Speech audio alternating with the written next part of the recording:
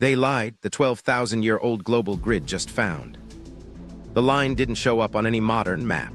It showed up in stone, water, and sky. Giza to Angkor to Göbekli Tepe to Easter Island. Same signatures, same tolerances, same obsession with time. If this pattern is real, our story of beginnings flips.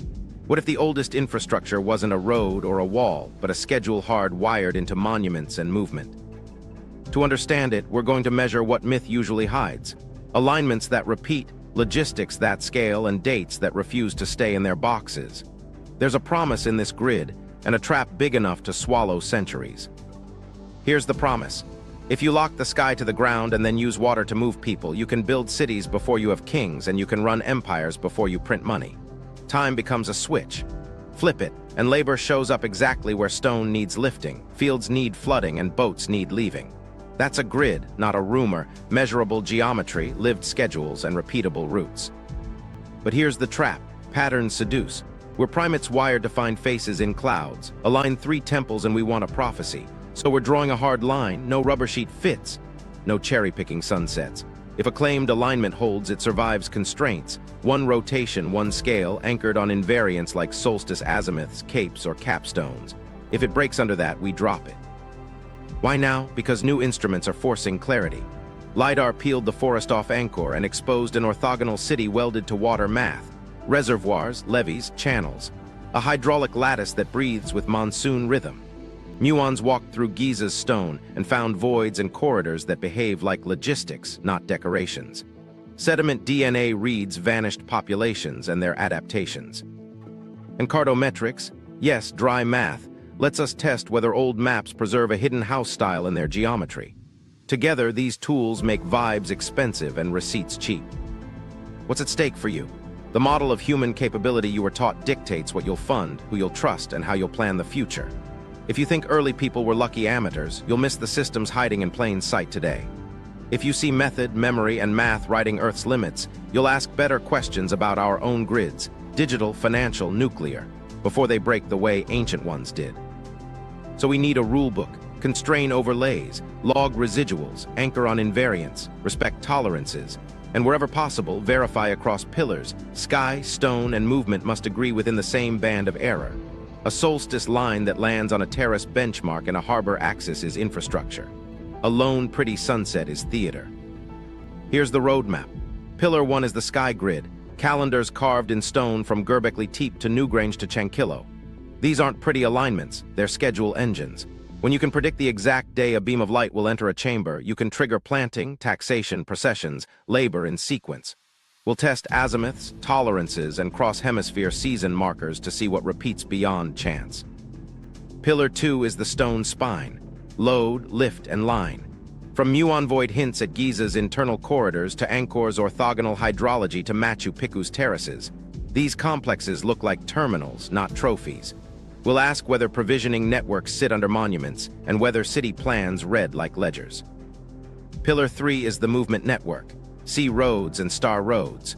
Uluburun's cargo proves Bronze Age globalization. The Andean Q-Hapak Nyan shows how to braid mountains into a supply chain.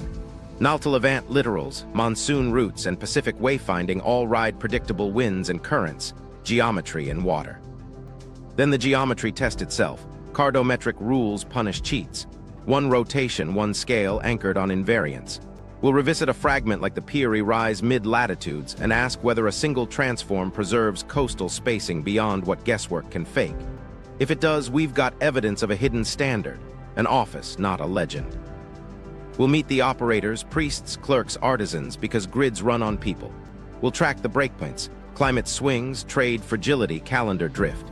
And we'll watch the firmware updates, mechanisms, measures, and maps that standardized an entire world until water moved and the math no longer matched the sky. Meanwhile, this matters, modern echoes surround you.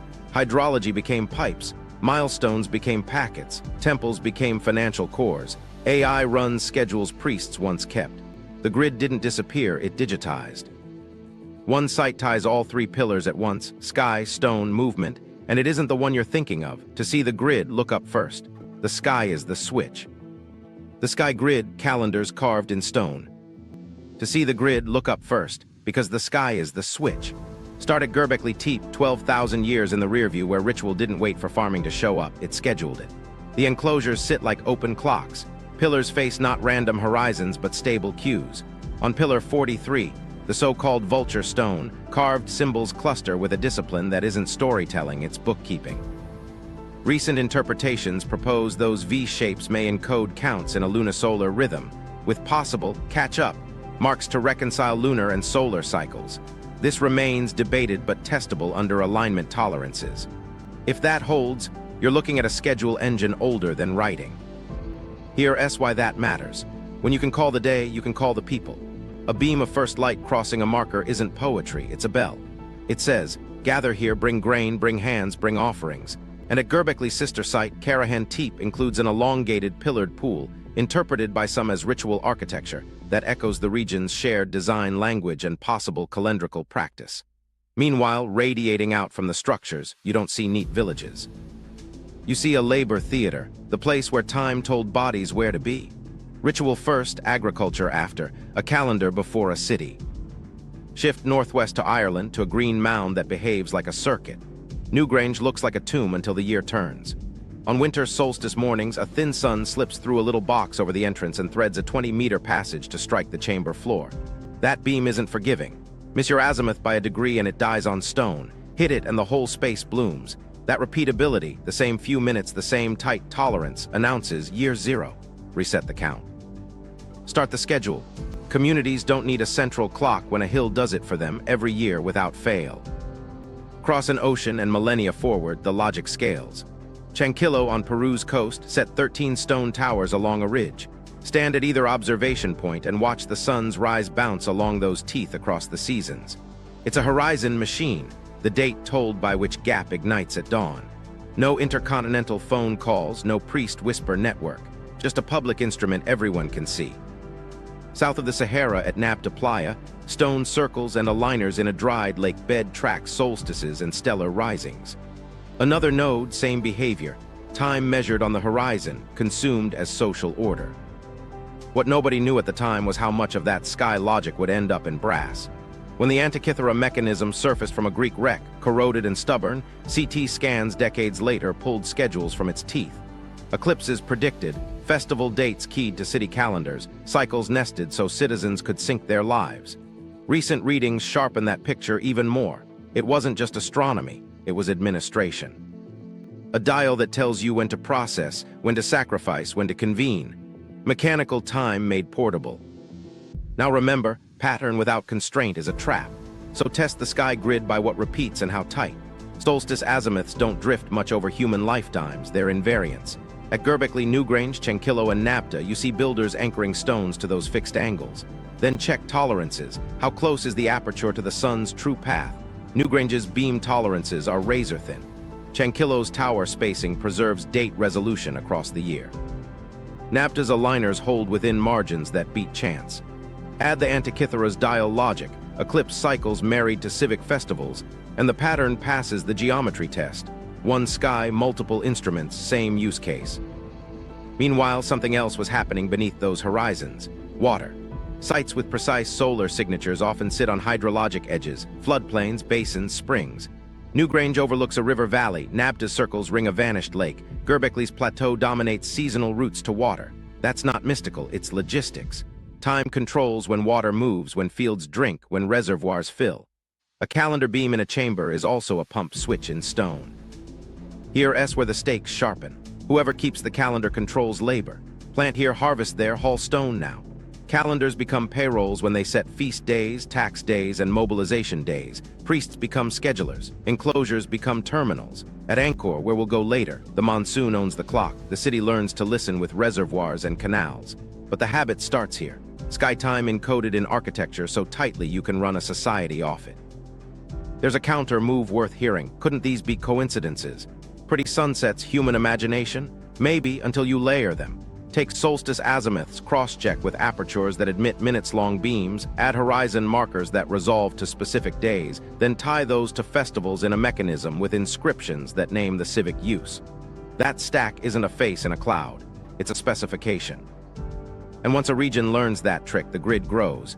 Distributed timekeeping nodes, hill ridge, lake bed, temple act like synchronized beacons. A farmer doesn't ask a king what day it is, he watches the ridge. A crew chief doesn't need a messenger, she feels the sun slide into the slot and shouts.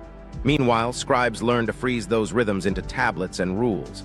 Ritual becomes schedule, schedule becomes surplus, surplus becomes stone. Back at Göbekli, step into the wind and see the biggest reveal. Those carved animals and V-marks aren't just stories. They're the annotation layer on a living instrument. Early people weren't lost in a mythic haze. They were calibrating publicly with rock and light. The grid starts with that humility. Anchor to the sky, then let the sky govern the ground. Once you can switch the calendar, you can switch the people into building. The stone spine load, lift, and line. Once the sky sets the schedule, stone turns it into throughput. Start where the voids made headlines. At Giza, Muon imaging didn't hand us treasure, it handed us circulation. A long cavity above the Grand Gallery, a corridor tucked behind chevrons near the north face, features that look less like secret rooms and more like pathways. Think scaffolding frozen inside the monument. Move stone up a spine, divert, relieve, stage, return. If the pyramid is a machine, these are the ducts.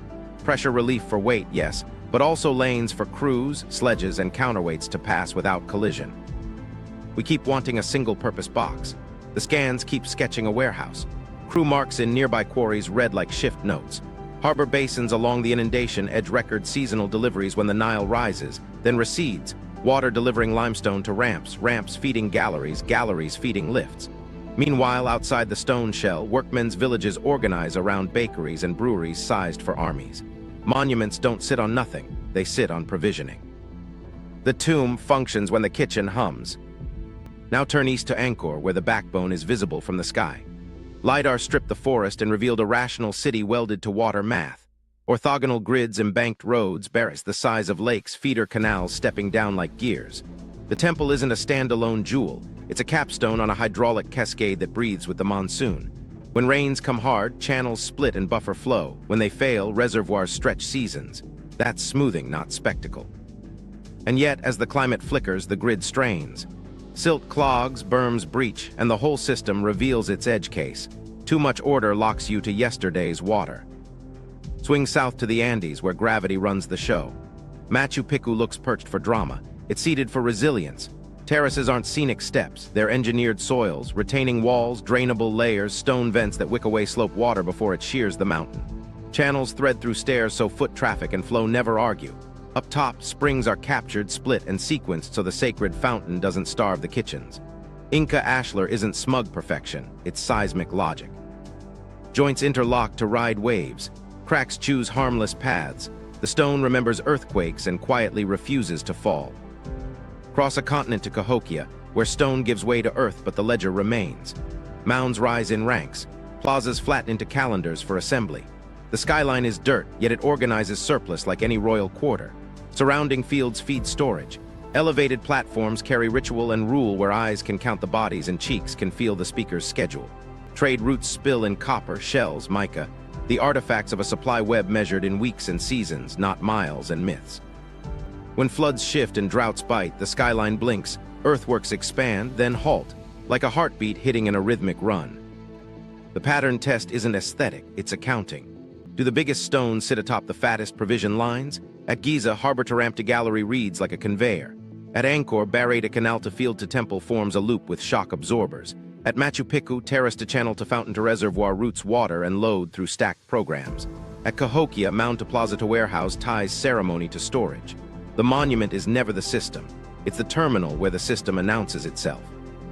We gloss over that because we crave singular genius. But organization beats tools. Göbekli's pillars rose pre-metal because schedules recruit hands and choreography turns hands into levers. Egyptian quarries spit blocks because barges hit at flood crest and teams knew their slots. Khmer sandstones flew because canal gradients were tuned to seasons, not wishes. Inca blocks seeded because training taught crews to listen for a stone's pitch when it kissed its neighbor. You don't need lost tech when you have a spine and a metronome. What nobody knew at the time was how modern scans would make the invisible nerves pop. Muon see voids, but also the absence that logistics leave. Lanes, staging pockets, pressure chambers.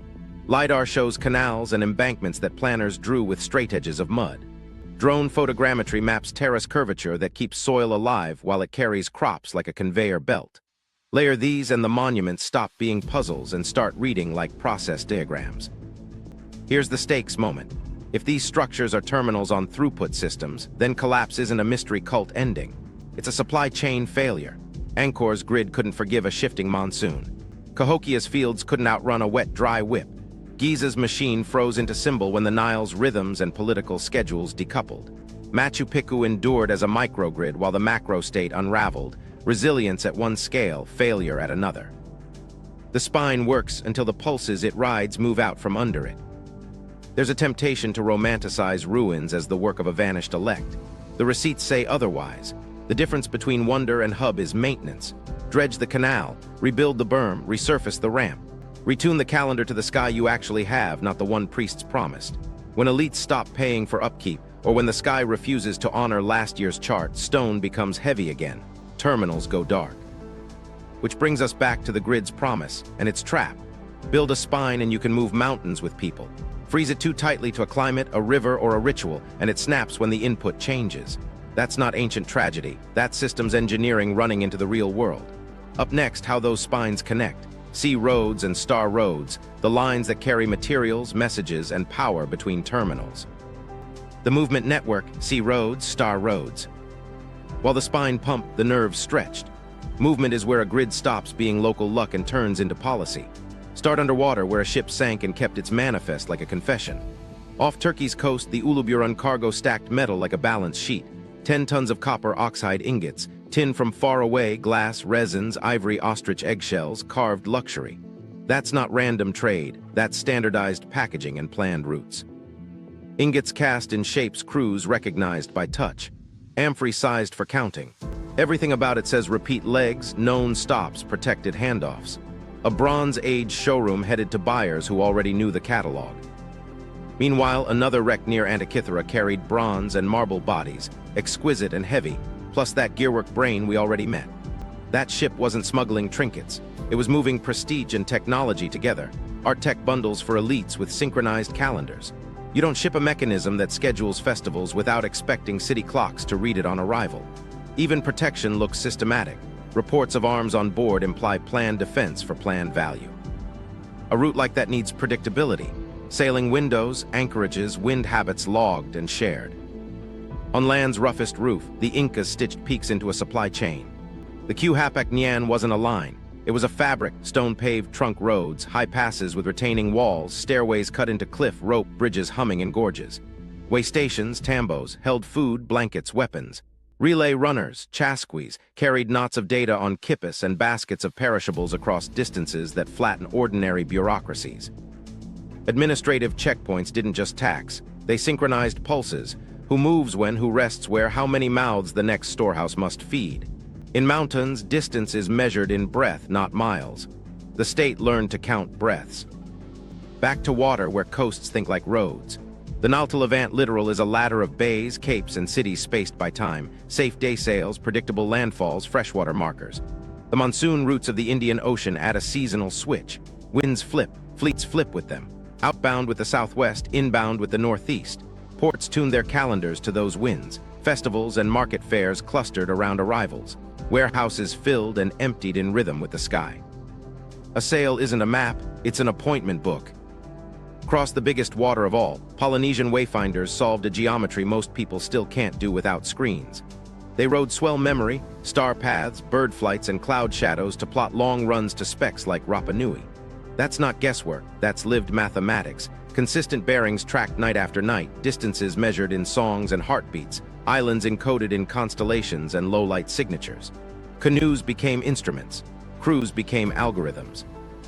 Landfall was a proof, not a surprise.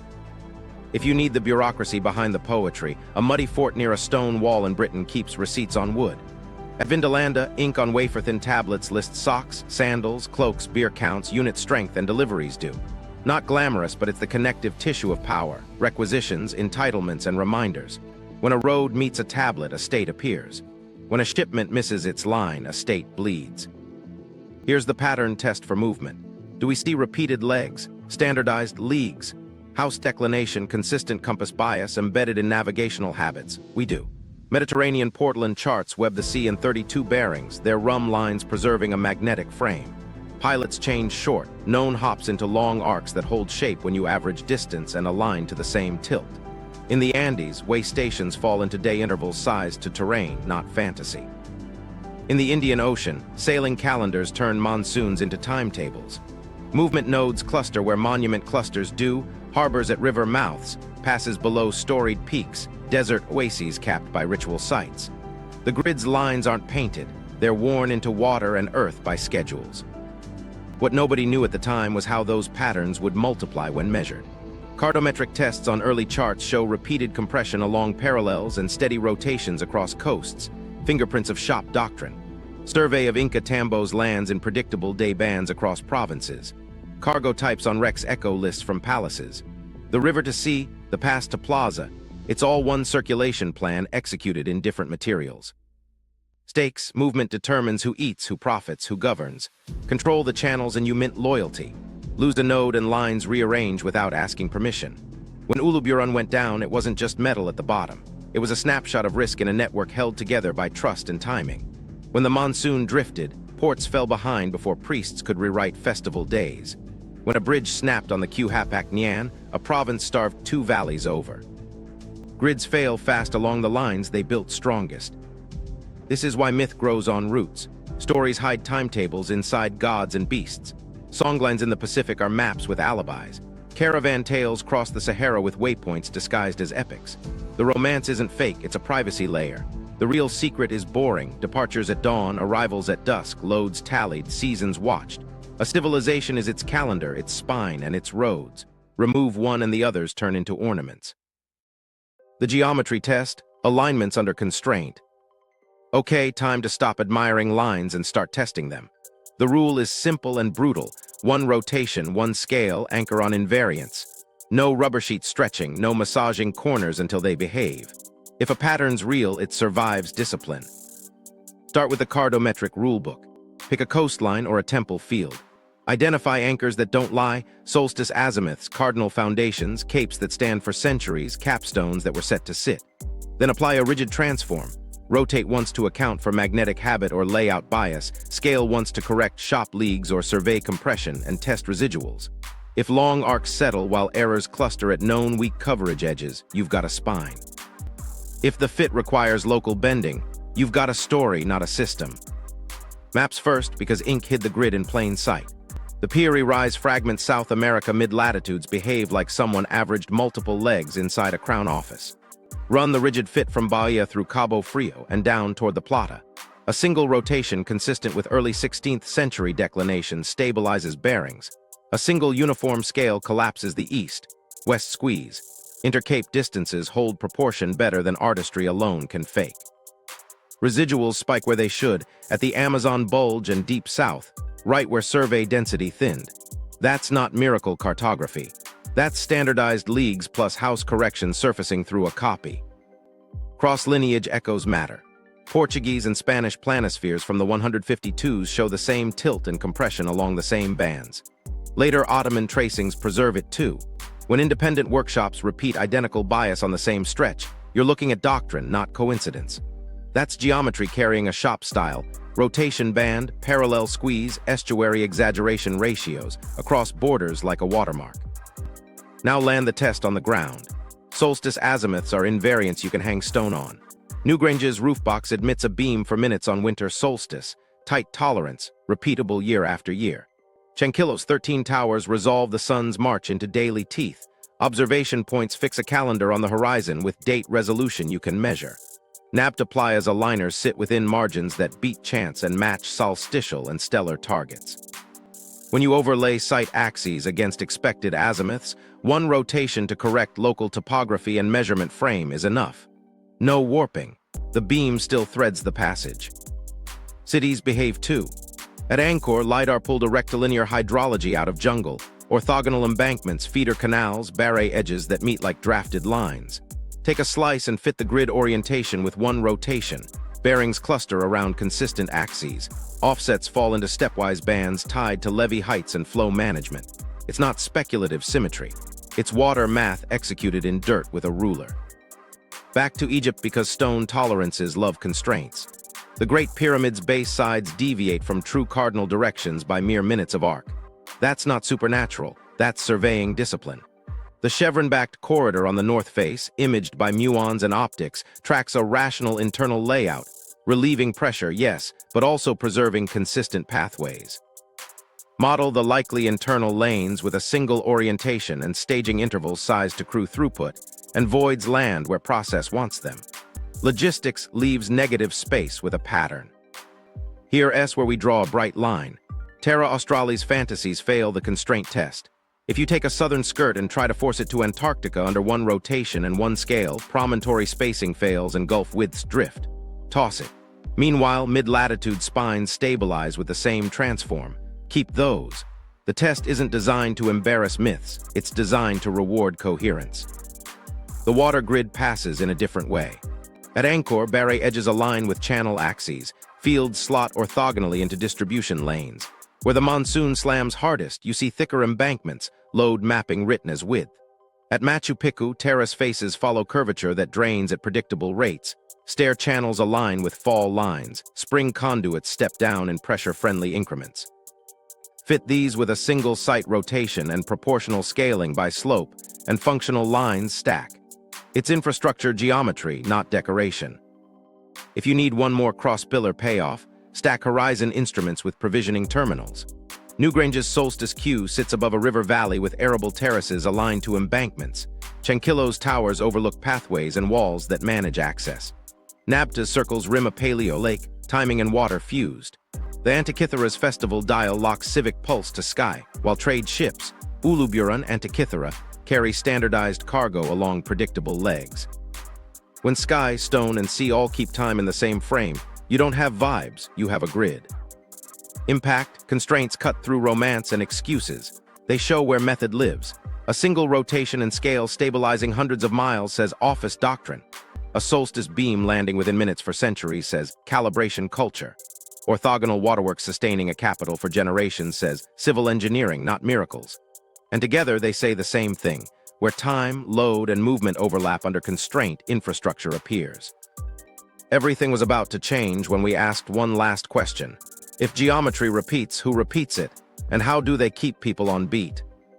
The human operators, bureaucrats, priests, engineers. From a distance, grids look automatic. Up close, they run on people who live by lists, start with the calendar keepers. At Göbekli and Newgrange, somebody had to guard the tolerances, scrape the aperture, watch horizon creep, call the day. That job grows into a caste. Priests shift from myth tellers to schedule managers. Ritual isn't a mood, it's a roster. Solstice becomes payroll. Miss a beam and crews arrive to a dark chamber and no orders. Hit it and grain, stone, and bodies move. The same role migrates across centuries. Khmer efficients at Angkor don't just chant. They reconcile sky to canal. Monsoon predictions set temple processions, tax remissions, and dredging days. At the Antikythera shop, artisans translate priestly timing into brass.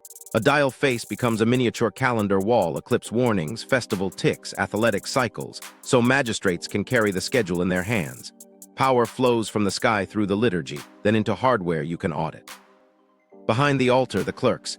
At Vindolanda, someone with cold fingers writes, "Send more socks, we're out of beer," and dates it. It's funny until you realize it's the nervous system. Roman scribes track rations, troop strength, and wagon allotments so a wall on the edge of empire can keep breathing. Egyptian quarry marks red like whiteboard sprints, crew names, block counts, shift tallies. Inca Kipukamyuk tie numbers into chords, warehouse in, warehouse out, tribute due, labor rendered. Every surplus turns into a ledger, and every ledger becomes a lever. Artisans are the translators. In the mechanism shop that birthed Antikythera's gears, some unnamed cutter calibrates tooth counts to the Saros cycle.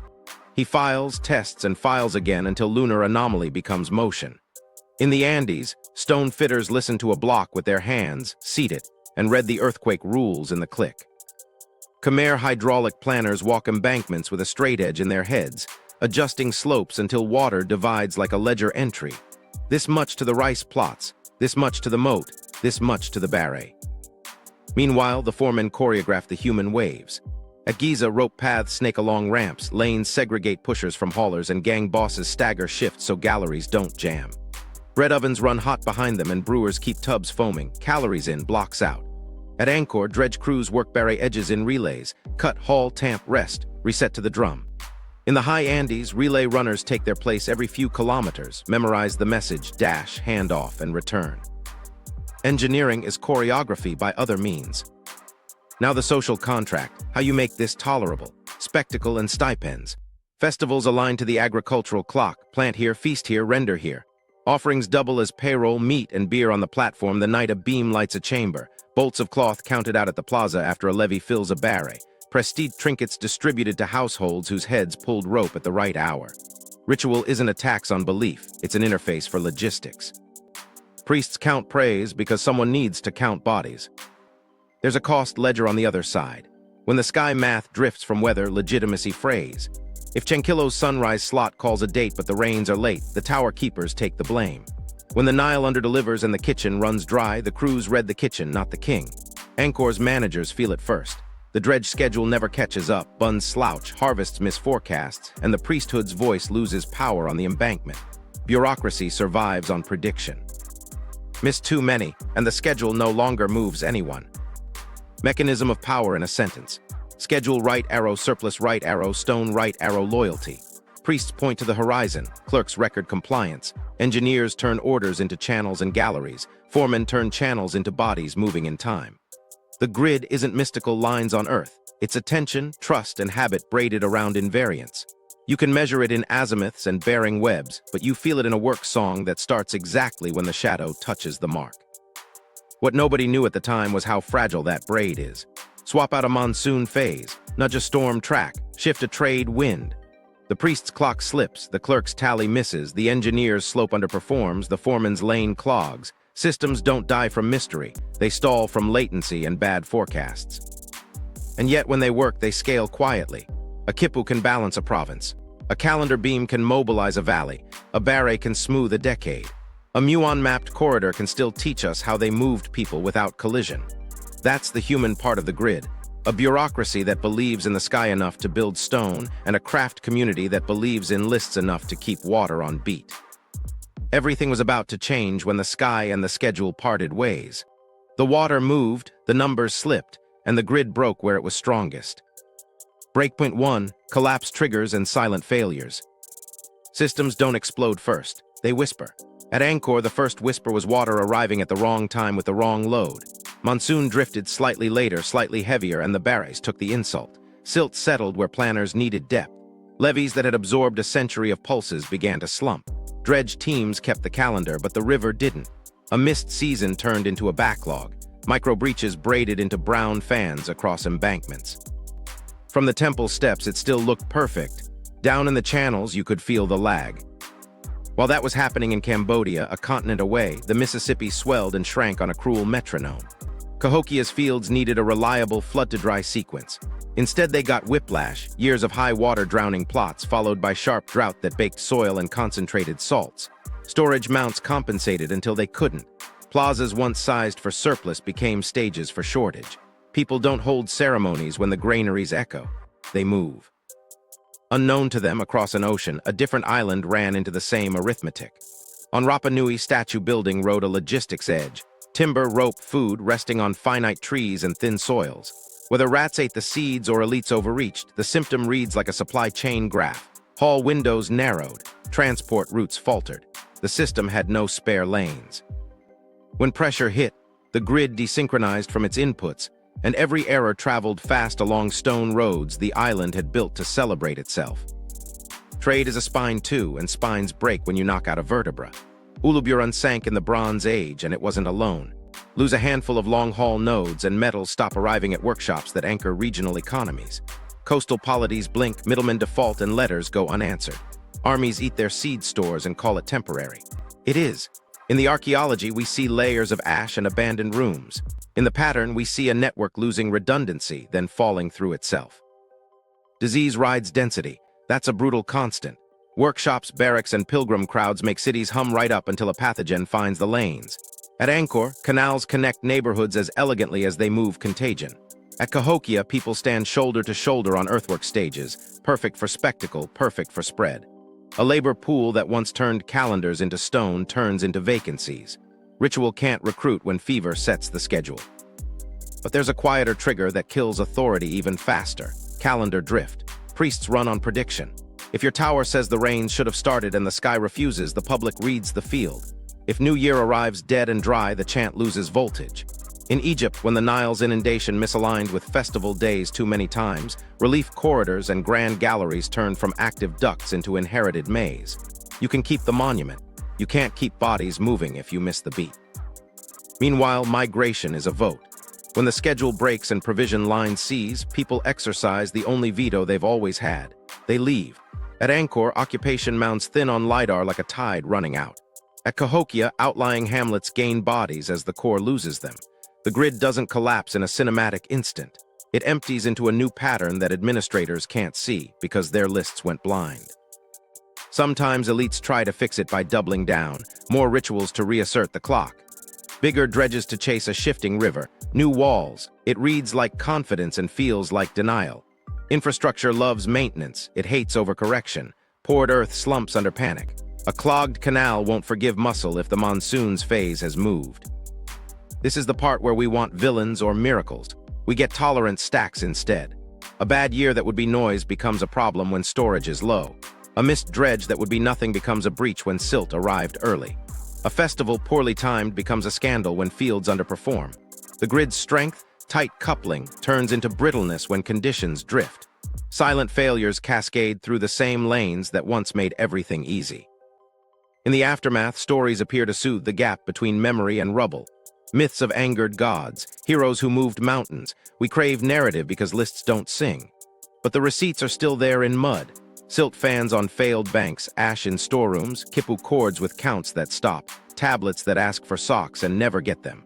The system died in decimals before it died in drama. Someone did try to fix it by hardwiring time itself. If the sky won't stay still, you build devices and standards that will.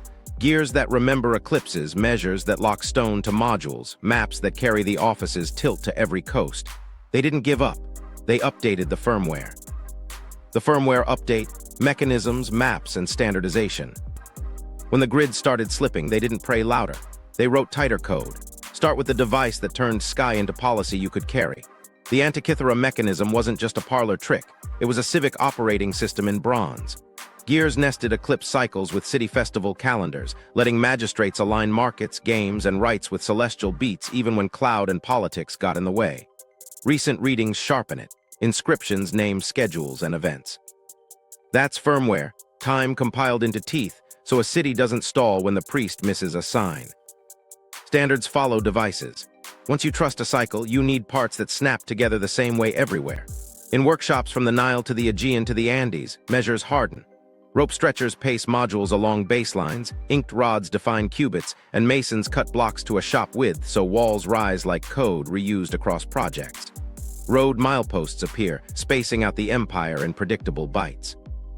A quarry foreman knows exactly how many blocks make a pier, because the pier speaks the same unit language as the causeway and the gate.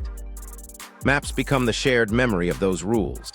In the 16th century, crown atlases in Lisbon and Seville absorbed leagues and latitudes like a database nobody outside the office could query. Pilots dumped rudders and soundings. Editors averaged legs, applied a house magnetic correction, and froze a backbone with one tilt and one league. Public planispheres lagged while operational sheets hummed in locked rooms. When a fragment surfaced, Piri's mid-latitudes, it carried that hidden geometry like a watermark. One rotation and one scale stabilized a coast for hundreds of miles. That's not rumor, that's standardization leaving fingerprints in ink. Rome industrialized the principle on land. The cursus publicus wasn't romantic, it was ruthless. Milestones carved distances to the half-thousand paces, relay stations stocked feed, and riders moved packets and orders along roads gridded on surveyor logic. A governor could predict when a message would reach a fort because the system's tolerances were written on stone every mile. The empire's map wasn't just a picture, it was a service-level agreement in basalt and lime. In the Andes, data took a different form, but the impulse matched. Kippis knotted quotas, headcounts, and inventories into a tactile ledger you could audit with fingers instead of eyes. Warehouse keepers reconciled incoming maize against cord patterns, and inspectors walked roads counting tambo stores by days of March. Standardized knots, standardized spacing, standardized stations, different alphabet, same code. Without that, a mountain state can't breathe. Ottoman compilers understood the value of inherited discipline. A navigator admiral collected captured charts and pilots' gossip, then normalized them against a shop habit. A steady tilt, a league that undershot modern distances by a predictable factor, and drew the world on vellum without ever touching the crown master. That synthesis as policy: respect the best source, apply one correction doctrine, and keep the rotation and squeeze consistent so captains don't die on guesses. Standard weights and measures did more than speed walls. They taxed more cleanly. Grain pours through a temple's granary by the hecat, weight stones stamped with authority settle disputes at markets, road widths defined by ordnance prevent ox carts from choking a route. A city can fumble a ritual and survive. It can't fumble a measure without losing trust. Standardization is control because it erases argument in the moment labor meets law. The payoff is stability until it is. Lock a river culture to a calendar gear and you smooth a decade. Lock too tightly and when the river moves, your code brick walls. Angkor's orthogonal hydrology was standardization writ across a landscape. It carried a capital for centuries, then punished errors when the monsoon's phase drifted. The firmware worked until the sensor input changed. That's the warning buried in every beautiful regular line. Maps absorbed the lesson and hid it in their margins. Crown atlases kept the spines private and salted export copies with traps. A shoal shifted here, an island tweaked there, so rivals copying geometry would run aground. The office understood that standards are power lines. Publish them and you democratize, protect them and you govern. When standards leak across borders anyway, they travel with rotation bands and league squeezes intact. You can change emblems, it's harder to change math. Mechanisms measures maps, 3 ways to lower latency in a world that can't afford it. Gears tell you when to show up. Units tell you what to cut and count. Atlases tell you which way to steer. Together they make the grid forgiving inside its design envelope. Outside it, they turn brittle. That's the firmware cycle we keep forgetting. Stabilize, expand, overfit, break, refactor. They didn't abandon the old grid, they versioned it. Devices replaced memories. Standards replaced arguments. Charts replaced rumors. For a while, everything moved on time. Then the water changed and the update lagged. When central control breaks, memory doesn't die. It scatters into caves, ships, tombs, waiting for the next build to call it back. Memory vaults, how the grid survived its own collapse. When central control breaks, memory doesn't vanish. It hides.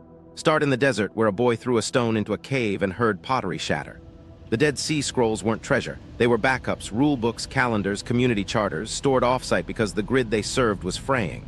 Dry air did what collapsing institutions couldn't, preserve protocols.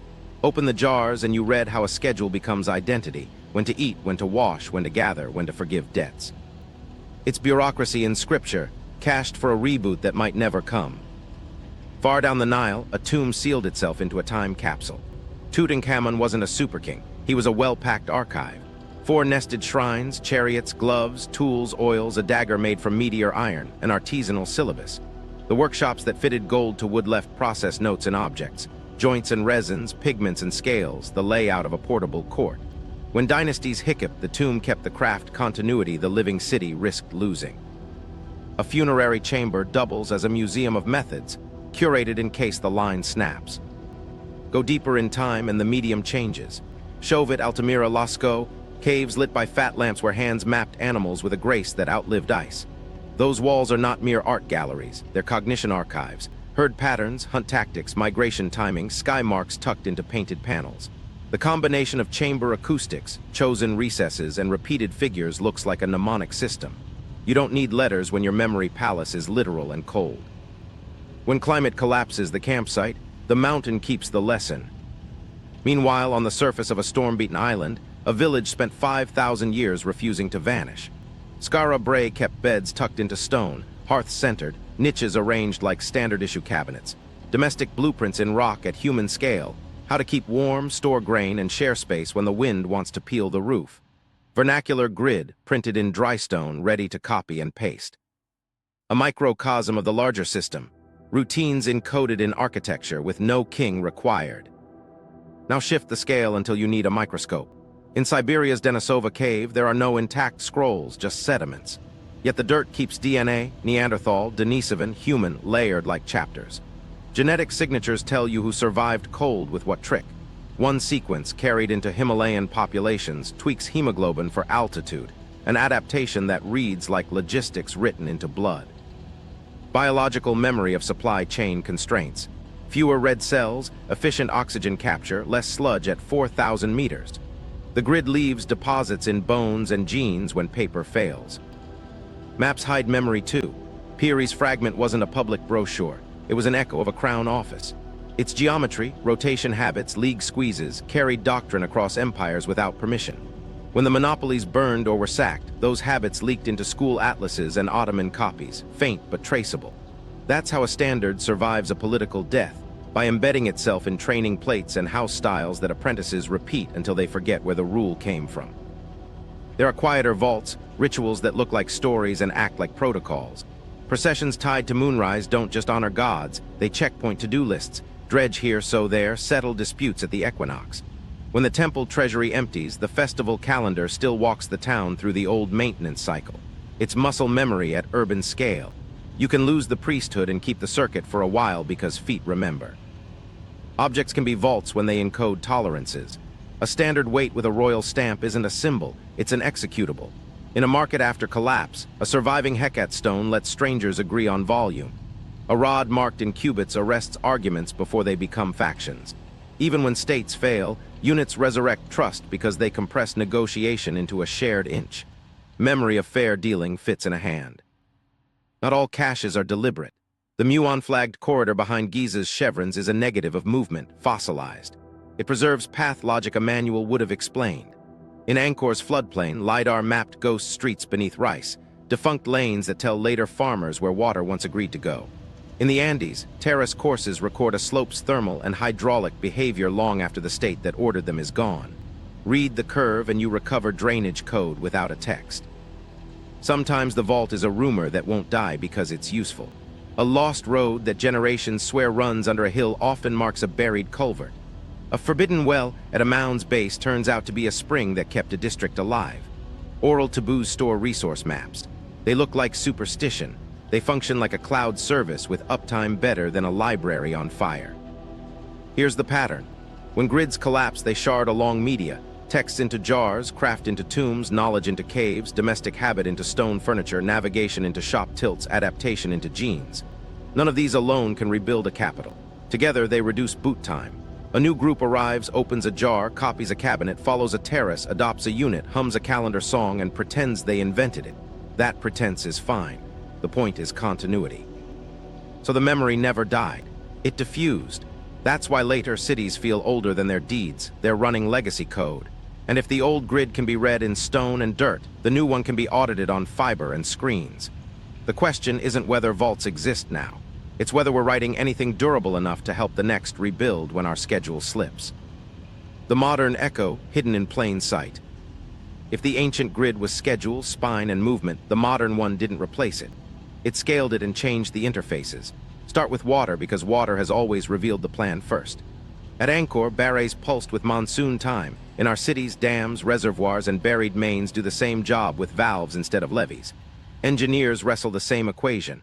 How to buffer a burst, how to stretch a trickle, how to route flow so neighborhoods don't drown or starve. Hydrology became pipes, but the math didn't budge. When storms intensify and seasons wobble, modern grids fail in the ancient way. Backlogs, breaches, brown fans on streets instead of rice fields. The lesson Angkor paid for, we keep relearning at curb level. Meanwhile, movement reskinned itself as latency. Roman milestones carved distance into stone. The cursus publicus boxed time into predictable segments. Today, packet networks and logistics chains do that invisibly. Hops replace way stations. Gateways replace tambos. A delivery promise is a temple festival with a barcode. The pathologies match. Knock out a node and ripple effects propagate along predictable routes. Congestion blooms in the same geometries as a clogged canal. And we still salt the export maps. Cloud diagrams for public consumption show tidy abstractions. The real routes, the peering deals, the choke points, those live in locked playbooks like crown atlases once did. Financial cores stand where temples once gathered schedule and loyalty. Walk the city of London and you can feel two economies stacked, flows and citizens like a plaza over a reservoir. Money grids ride trust the way barrays rode monsoons. Smooth the variance, extract surplus promise ritual return. When the schedule slips, rates spasm, settlement fails. The plaza empties in a heartbeat and power looks like a closed door. The architecture hasn't changed much. Columns and glass replaced sandstone and bas-relief, but the function, centralized coordination, stage spectacle, encode rules, remains familiar. Now listen to the most compressed grid we've ever built. Nuclear command and control.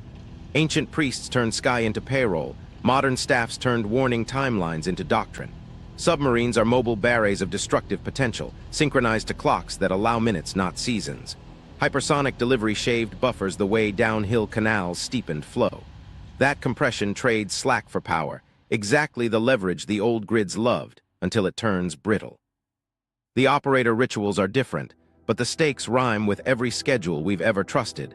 Get the timing wrong and your system eats itself. Then comes the newest priesthood, AI as scheduler. Where a meadow priest once called now from a beam of light, code now flips the switch. Who gets alone where a container lands, how a grid balances. We pushed the sky off the wall and onto servers, and we started asking algorithms to keep civic time. The promise is speed. The trap is drift. When inputs shift, climate signals, demand shocks, adversarial noise, the calendar slips from reality and the lists lose power over bodies. It's Göbekli's bell with a firmware patch, ringing for a festival that the weather no longer honors. If you want a micro-story that wraps this together, a municipal engineer in a river city stares at a forecast and a dashboard. A storm band wobbles, the old drains can't take it, the budget won't stretch.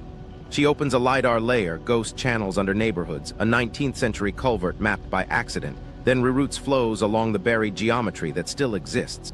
Ancient memory and modern sensors shake hands. The flood misses a hospital by inches.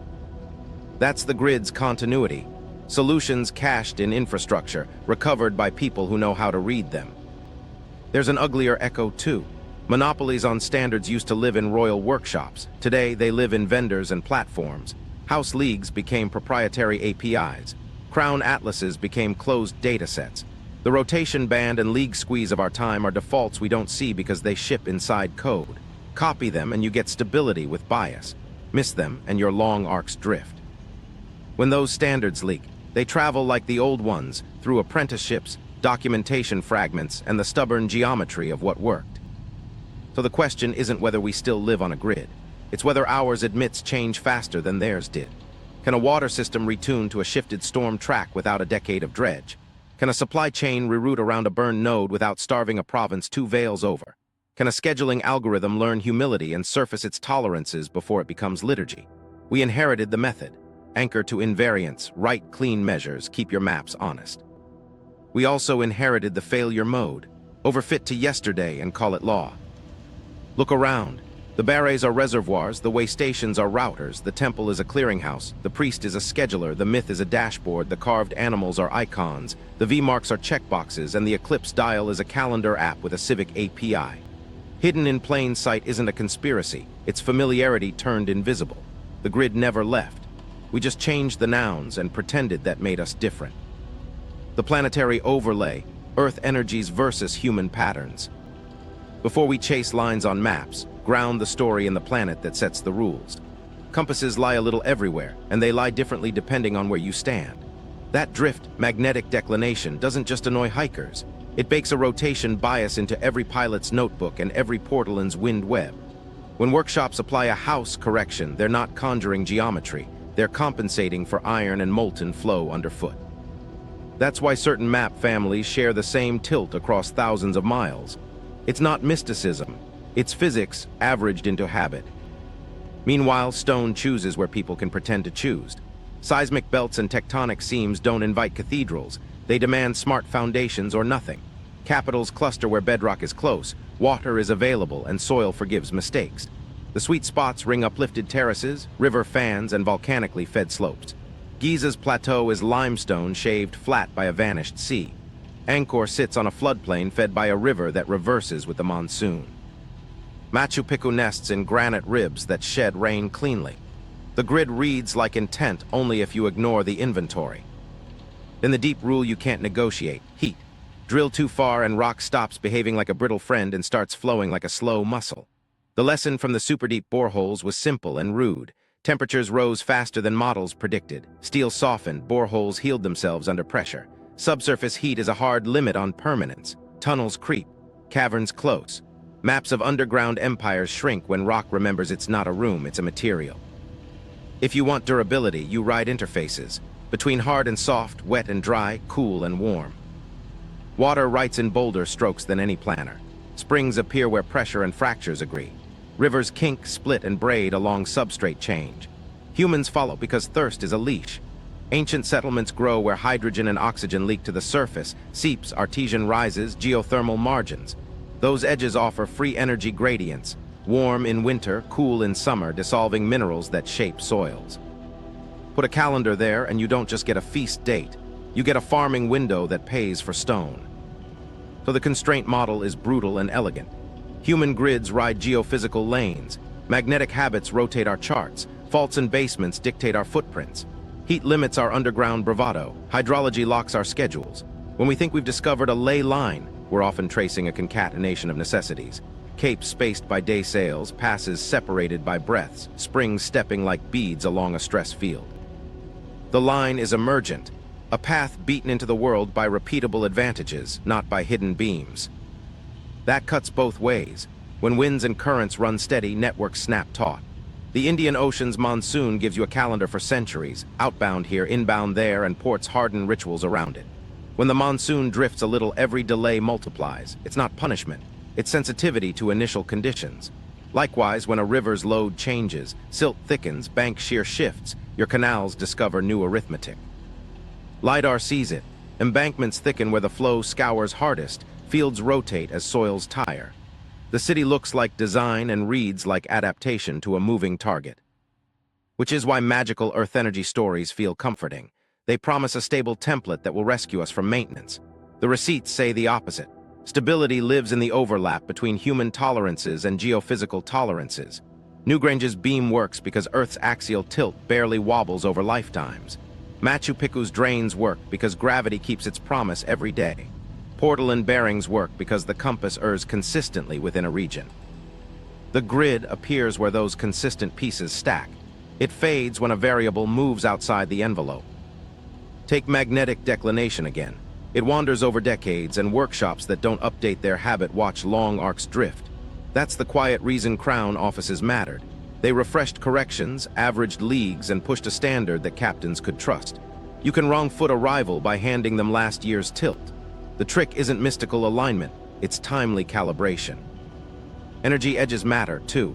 Old towns cluster near geothermal risers not because of lines, but because warm water makes winters survivable and industry efficient. Hydrogen seeps whisper where deep reactions feed surface life. You get unusual ecologies and sometimes early metallurgical experiments. People stand where the planet is generous, then pretend the generosity is a secret language only they hear. The language is chemistry. Payoff, the global grid is an emergent overlay, not an imposed net. Where sky time, stone load, and earth constraints converge, you get durable lines. Where one wobbles, lines move. That's the humility clause. We didn't invent the canvas. We learned to paint where the grain runs smooth. The best builders apologize to geology first. So when we map alignments across continents, Giza to Capes, Angkor to Barres, Machu Picchu to Saddles, we're not proving telepathy. We're recognizing recurring solutions under the same planetary pressures. The beauty isn't diminished by that. It gains teeth.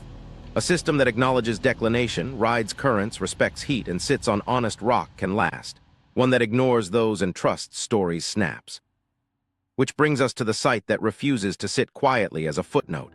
Layer sky, stone, movement, and constraint on a single cluster, and the pattern stops being abstract. You've seen the grid in Earth. Now see it in a node that implements all three pillars at once. The keystone cluster, the site that ties it together.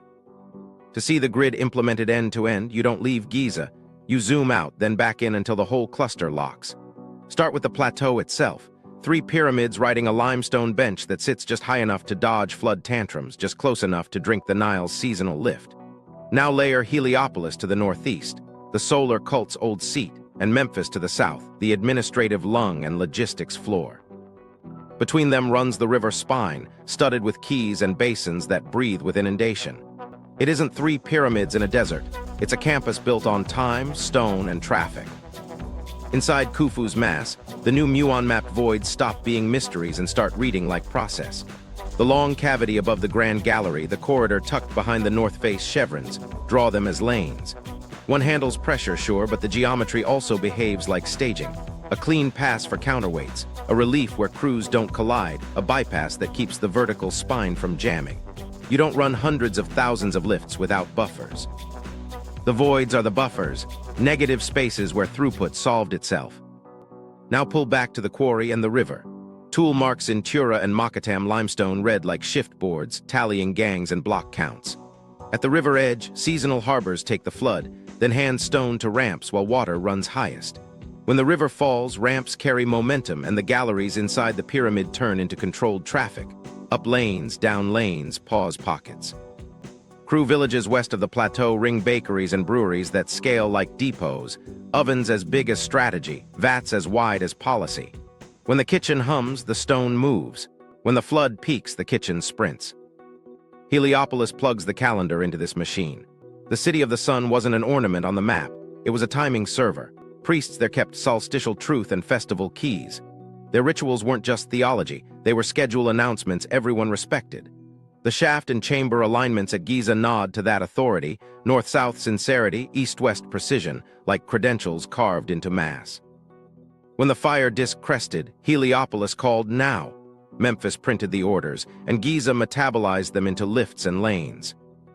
Memphis closes the loop because someone has to count. Scribes there weren't poets, they were auditors. Granaries received levy grain index to flood height. Workshops received block tallies indexed to crew quotas. Accounts reconciled stone moved against bread issued.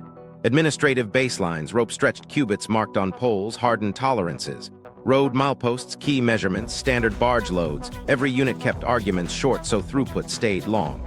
Memphis made the spine legal. Quantify it because the numbers matter.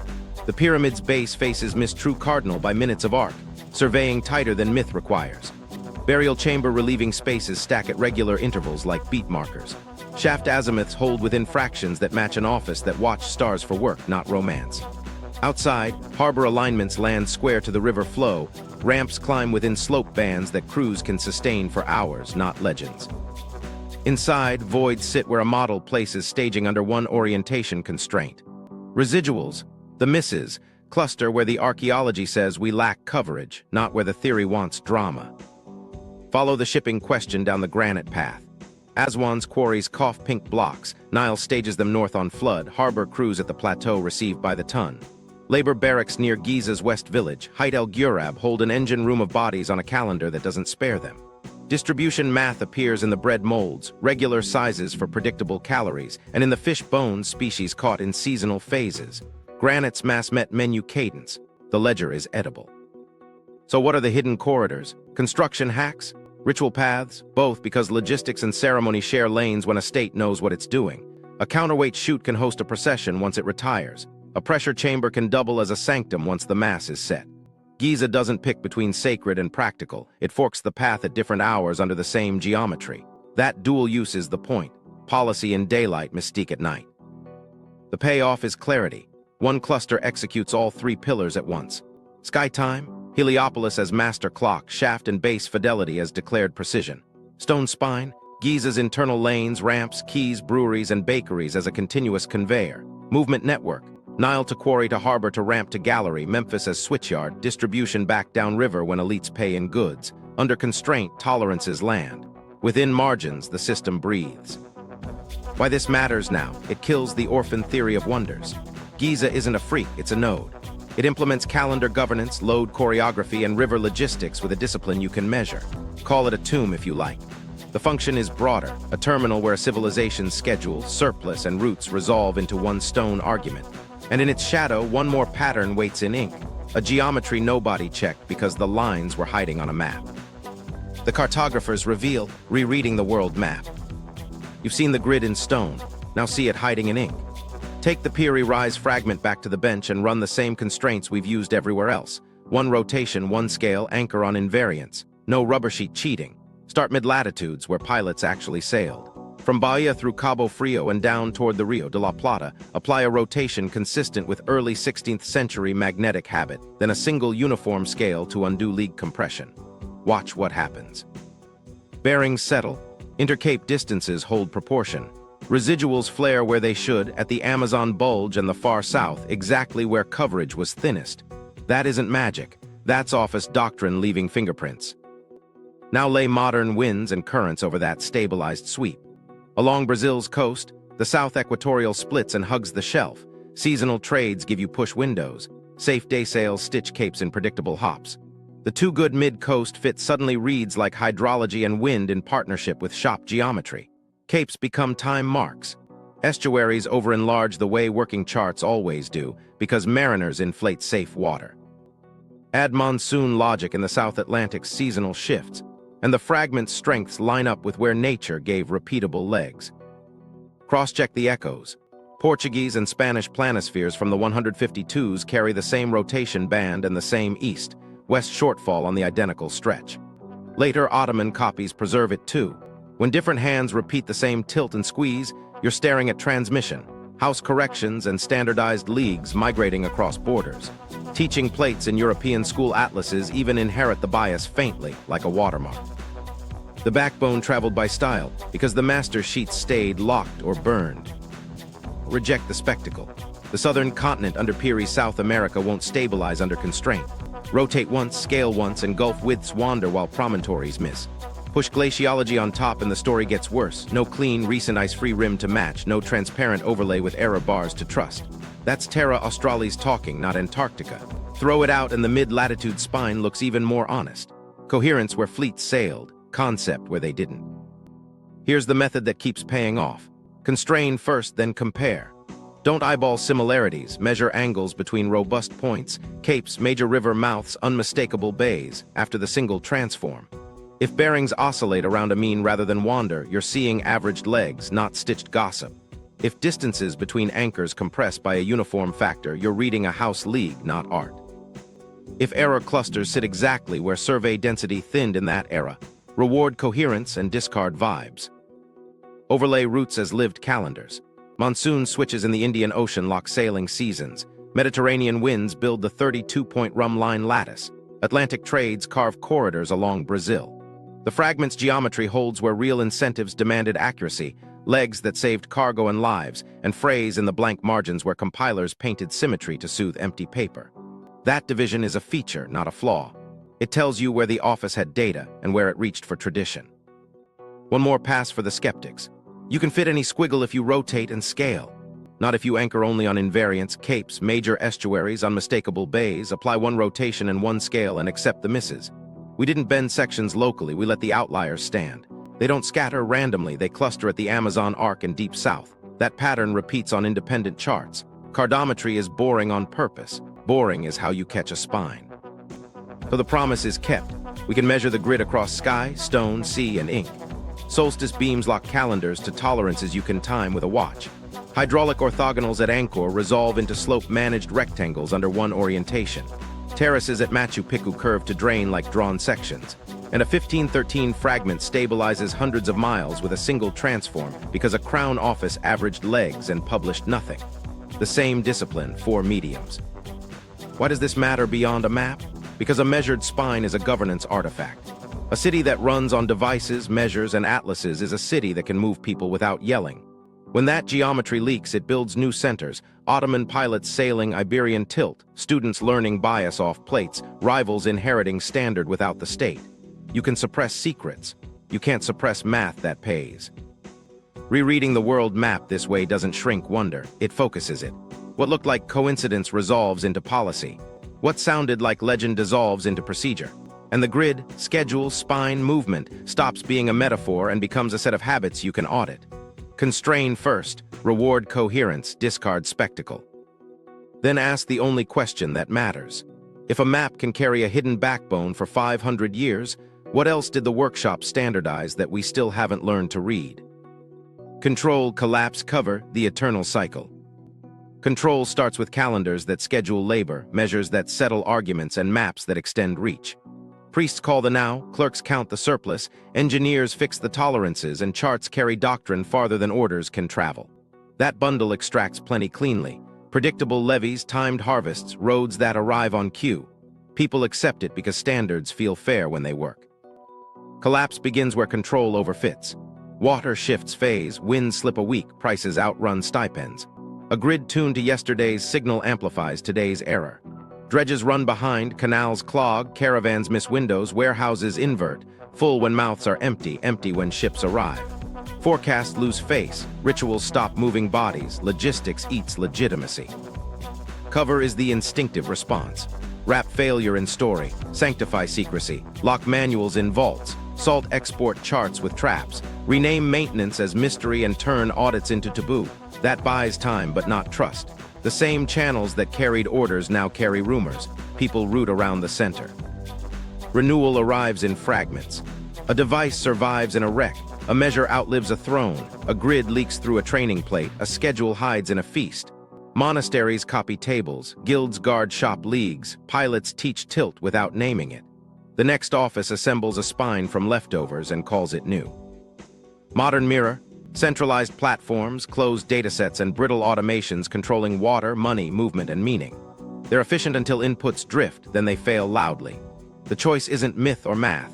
It's standards that admit change versus secrecy that turns yesterday's fix into tomorrow's fault. Grids endure when they publish tolerances, refresh corrections, and let peripheries speak before the core snaps.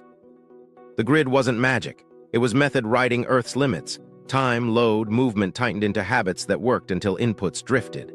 If you want the Cartometric fits, sources, and site notes, watch the follow-up breakdown and subscribe so you don't miss the evidence pack. Share this if you want history taught with receipts, not vibes.